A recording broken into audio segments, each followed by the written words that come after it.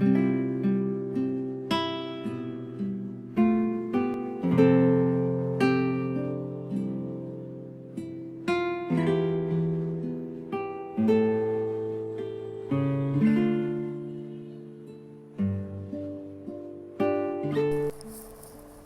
mabuting balita ng Panginoon ayon kay San Lucas. Noong panahong iyon, pagkatapos magsalita ni Jesus, siya'y inanyayahan ng isang pariseyo upang kumain. Kaya't pumunta siya sa bahay nito.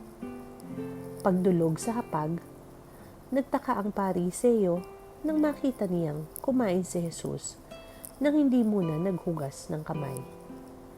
Sinabi sa kanya ng Panginoon, "Kayong mga pariseyo, hinuhugasan ninyo ang labas ng tasa at ng pinggan, ngunit ang loob ninyo'y punong-puno ng kasakiman at kasamaan. Mga hangal, hindi ba't ang may likha ng labas ang siya ring may likha ng loob? Ngunit ipamahagi muna ninyo sa mga dukha ang mga laman ng mga sisidlan at magiging malinis ang lahat ng bagay para sa inyo." Ang mabuting balita ng Panginoon.